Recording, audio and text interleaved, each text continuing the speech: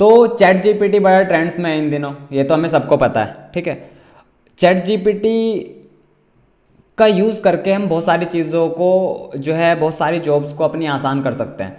तो ऐसा ही एक चीज़ है आपका मार्केटिंग में social media calendar banana.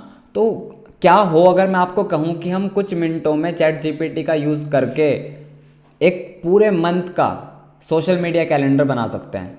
All you need is to ask the right question, the right quality question to chat GPT, ठीक है।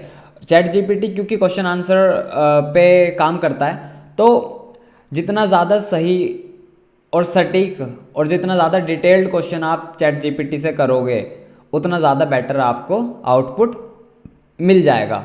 मैंने ये सब चीज़ें जो है over the period of time countless experiments करके ये चीज़ देखी है चैट जीपीटी के साथ में, and I am still learning and I am still figuring out कि मार्केटिंग में हम और कहाँ कहाँ पे इसका यूज़ कर सकते हैं। तो बिना ज़्यादा टाइम वेस्ट किए हम आ जाते हैं हमारे कंप्यूटर स्क्रीन पर, और साइन अप करने के बाद एक इस तरह की स्क्रीन आपको यहाँ पे चैट जीपीटी की मिल जाती है, ठीक है। ये आपका बार है जहाँ पे आप क्वेश्चन लिखते हो, उसके बाद आपको चैट जीपीटी उसका आंसर देता है। तो इसी तरीके से चैट जीपीटी से सबसे पहला क्वेश्चन जो हम कर रहे हैं वो ये ही होगा कि इन चैट जीपीटी को एक सबसे अच्छा सोशल मीडिया कैलेंडर बनाने के लिए क्या क्या डेटा की रिक्वायरमेंट है, ठीक है। तो इसके लिए मैं टाइप नहीं करूँगा, क्वेश्चन पेस्ट कर देता हूँ, है ना, ताकि हम यहाँ पे टाइम बचा सके। तो मैंने यहाँ पे क्या किया, क्वेश्चन अपना लिख लिया है। उसमें मैंने पूछा है कि I need a monthly social media calendar for our brand, please ask me questions that can help you to provide me the best social media calendar for an entire month या फॉर अ मंथ, ठीक है। तो मैंने क्या कहा इससे कि मुझसे वो सारे क्वेश्चंस पूछ लो जिससे आप सोशल मीडिया कैलेंडर बना सकते हो, ठीक है। मैं ये लिख के एंटर करूँगा तो मेरे पास में यहाँ पे लिस्ट ऑफ क्वेश्चंस आ जाएंगे, ठीक है, कि क्या क्या मुझे चैट जीपीटी को बताना है ताकि चैट जीपीटी हमारे लिए एक सोशल मीडिया कैलेंडर बना सके, ठीक है। सबसे पहला क्वेश्चन आ गया हमारे पास में कि आपका ब्रांड का प्राइमरी ऑब्जेक्टिव क्या है, ठीक है। इसके बाद में इन्होंने एग्जाम्पल्स भी दिए हैं। उसके बाद ये पूछ रहा है वो इज़ योर टारगेट ऑडियंस, आपके टारगेट ऑडियंस क्या है, ठीक है, किन लोगों को आप टारगेट कर रहे हो अपने ब्रांड के थ्रू या अपने बिजनेस के थ्रू। उसके बाद सोशल मीडिया आप कौन कौन से यूज़ करते हो, which social media platforms does your brand have या currently using. And then fourth question है what type of content does your brand typically post on social media. तो इस तरीके के 10 क्वेश्चंस आ गए हैं मेरे पास में यहाँ पे। अब एक एक करके मैं इसका आंसर देने वाला हूँ। मैं फटाक से जो है पूरा आंसर लिख देता हूँ इसका, फिर हम उनको एक एक करके देख लेंगे। तो यहाँ पे मैंने मेरे आंसर्स लिख लिए हैं। तो सबसे पहले क्वेश्चन है मेरे पास में what is your brands primary objective, हमारा प्राइमरी ऑब्जेक्टिव क्या है, हमें सोशल मीडिया पे फॉलोअर्स बढ़ाने हैं। तो मैं लिख दूंगा यहाँ पे टू इंक्रीज़ फॉलोअर्स, ठीक है, मुझे सेल्स जनरेट करनी है। तो एंड जनरेट सेल्स और जनरेट सेल्स, जो भी आपका ऑब्जेक्टिव है सोशल मीडिया से। उसके बाद ये पूछ रहा है कि आपकी टारगेट ऑडियंस क्या है। मैं क्योंकि फ्रीलांसर हूँ या मैं क्योंकि डिजिटल मार्केटिंग एजेंसी चला रहा हूँ या फिर कोई इंस्टीट्यूट चला रहा हूँ, तो उस हिसाब से मेरी टारगेट ऑडियंस होगी। अगर मैं इंस्टीट्यूट चला रहा हूँ तो स्टूडेंट्स और यंग प्रोफेशनल्स, कॉलेज ग्रेजुएट्स मेरी ऑडियंस हो सकती है। अब मैं क्योंकि अब मार्केटिंग एजेंसी के हिसाब से सोच रहा हूँ, तो मेरी ऑडियंस क्या होगी, millennials, business owners, startup founders, entrepreneurs, है ना, इस तरह की मेरी ऑडियंस होगी। आपको अपने बिजनेस के लिए सोचना है कि कौन लोग आपके टारगेट ऑडियंस हो सकते हैं। And then what social media platforms, आप किस किस सोशल मीडिया प्लेटफॉर्म पे हो, तो वहाँ पे, या फिर आप कौन कौन सा सोशल मीडिया प्लान कर रहे हो यूज़ करने का, वो आपको सबको यहाँ पे लिखना है। तो हम मेरे केस में मैं इंस्टाग्राम, फेसबुक, लिंक्डइन, ट्विटर और यूट्यूब पे ज़्यादा होता हूँ। उसके बाद आपका आता है, ये पूछ रहा है कि what type of content does your brand typically post on social media, ठीक है। तो फोर्थ क्वेश्चन का जो आंसर होगा हमारा वो हो जाएगा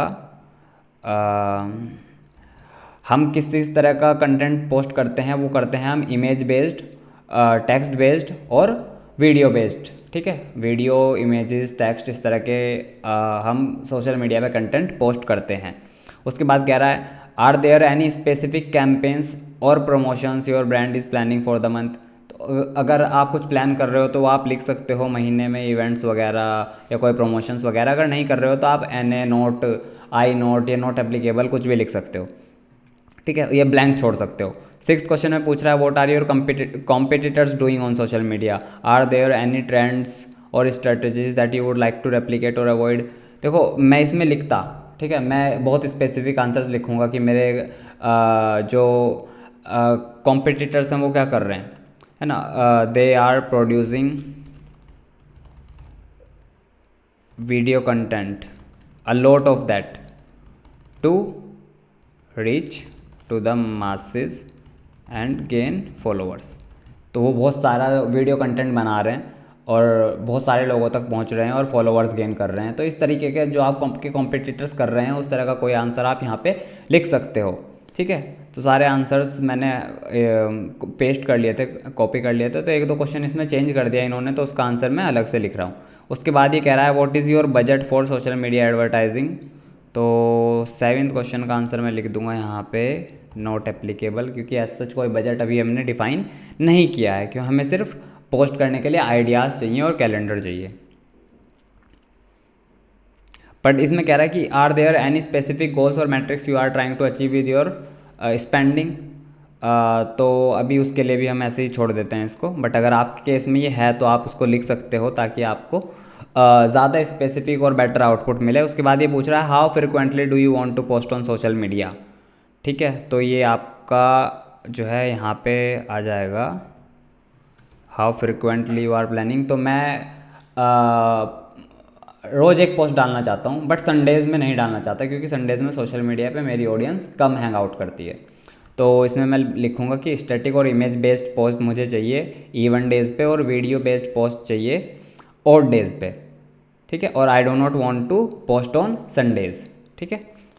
फिर इसमें कह रहा है do you have any important dates और इवेंट्स। देखो अभी रिसेंटली होली थी, तो अगर मैं होली के लिए कुछ प्लान करता, मेरे सोशल मीडिया कैलेंडर में होना चाहिए, होली आ रही है, दिवाली आ रही है, या फिर वीमेंस डे आ रहा है, या फिर आपके बिज़नेस से रिलेटेड कोई स्पेशल डे आ रहा है, कोई इवेंट आ रहा है, तो उसको आप इंक्लूड करो ताकि जो कैलेंडर बने उसमें वो चीज़ें हों, ठीक है। तो जैसे मैं लिख देता हूँ कि we have Holi on 8th of this month. तो मैंने यहाँ पे इवेंट्स डिफाइन कर दिए। तो जब ये कैलेंडर बनाएगा तो उस हिसाब से कैलेंडर में ये इवेंट के लिए स्पेशल एक पोस्ट आ जाएगी। फिर ये कह रहा है फाइनली व्हाट की परफॉर्मेंस और KPIs पूछ ली उसने सिंपली। तो मैं कह रहा हूँ कि अगर मुझे 500 followers I expect to grow 500 followers per week on each social media, ठीक है। सारे क्वेश्चंस के आंसर्स हो गए।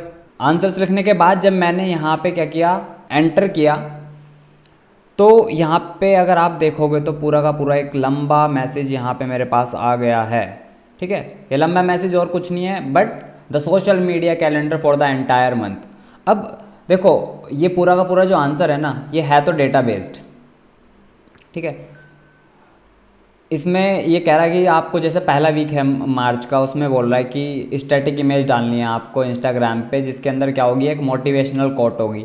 फिर ट्यूसडे में कह रहा है कि वीडियो पोस्ट बना देना लिंक्डइन पे, जिसमें Q&A सेशन होगा और एक सक्सेसफुल स्टार्टअप फाउंडर के साथ में करना है आपको ये, ठीक है। तो अगर आप इसको पढ़ोगे तो आपको रियलाइज़ होगा कि यार आइडियाज़ तो हैं इसमें, डेफिनेटली काफ़ी सारे आइडियाज़ हैं, बट अब इनका एग्जीक्यूशन इज़ समथिंग जिस पे आपको काम करना पड़ेगा। तो आपको आइडियाज़ सारे मिल जाएंगे यहाँ से, ठीक है। वेंसडे में आप क्या पोस्ट कर सकते हो, थर्सडे में, and it is all based on the data, ठीक है। उसके बाद फ्राइडे में आप स्टैटिक इमेज डाल दो हैप्पी ऑडियंस के साथ में अपना प्रोडक्ट और सर्विसेज को रिफ्लेक्ट करते हुए। अब जैसे मार्च 7 और 8 ट्यूसडे में, देखो ट्यूसडे में यहाँ पे 8 मार्च पड़ेगी, मैंने कहा था कि होली के लिए मुझे पोस्ट चाहिए, तो इसने क्या कहा, स्टैटिक इमेज डालनी है इंस्टाग्राम पे, wishing your audience a happy Holi. तो इस तरीके से जितने ज़्यादा मैंने क्वेश्चंस के आंसर दिए, जितना ज़्यादा डेटा मैंने ChatGPT को एज एन इनपुट दिया, उतना अच्छा मुझे जो है सोशल मीडिया कैलेंडर एज आ आउटपुट ChatGPT ने प्रोवाइड करा दिया।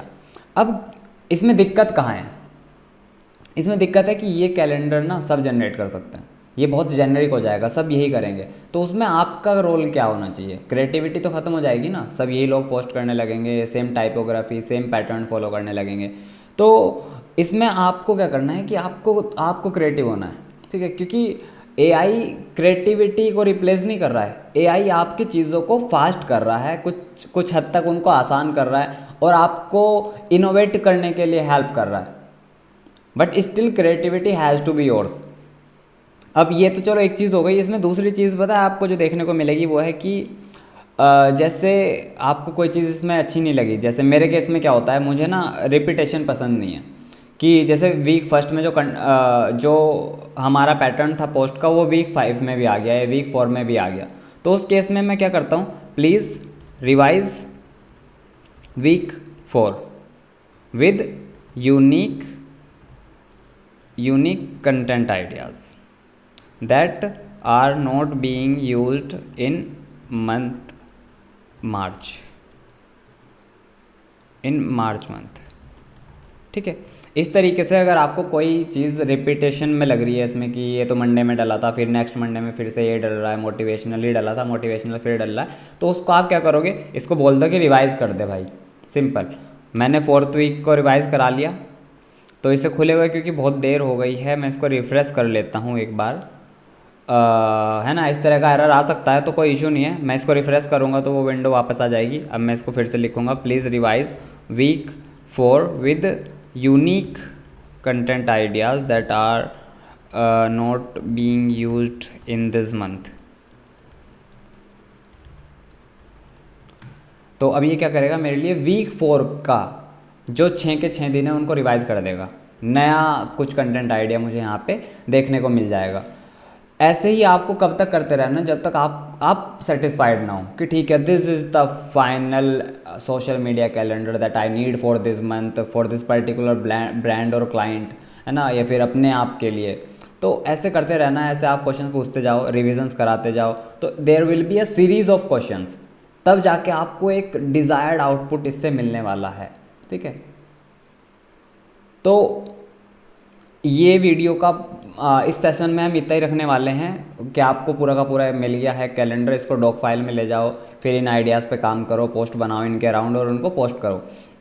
दूसरा सेशन जो होगा इससे नेक्स्ट वाला, इसमें मैं क्या करूँगा, इस पूरे कैलेंडर को गूगल शीट पे आप एक्चुअल में किस तरीके से रिप्रेजेंट कर सकते हो, किस तरीके से एक टेम्पलेट बना सकते हो जो आप क्लाइंट के साथ में शेयर कर सकते हो, अपनी टीम के साथ में शेयर कर सकते हो, है ना, उस पर हम बात करेंगे। तो अब ये हो गया हमारा पूरा, अब मिलते हैं आपको नेक्स्ट वीडियो में।